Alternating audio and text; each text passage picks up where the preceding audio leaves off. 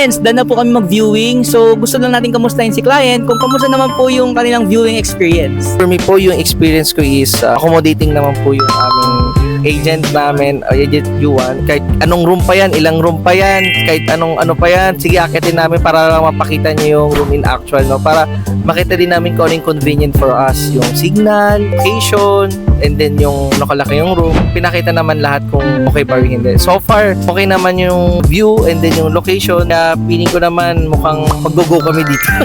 Overall, good naman po talaga yung review ko kay Sir Yuan.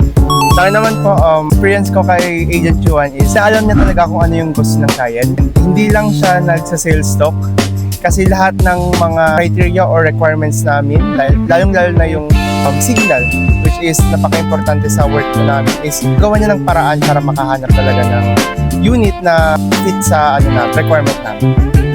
So, ano naman po yung nagustuhan na kay Urban Deca Homes Ortigas? Kaya dito na po sila nag-viewing and ito po yung naging interest nilang project. Yung yung park, mayroong park, so parang makakahinga ka anytime you want to go outside. Hindi unlike sa iba kasi talagang wala na, yun na yun as is. We have also a pet, so malalakad namin dito, makikita mo meron din naman playground, meron pa parang calisthenics na gym dyan, then yun nga, may magtatayo rin ng mga commercial building which is mas malapit na, hindi na kami kailangan lumayo pa. And at the same time, yun din, hinanap namin proximity to our church, malapit din. So, to other, rin. Kaya, yun, mukhang hindi naman din bahain sa place na to. So, yun. Okay, thank you so much. Bye.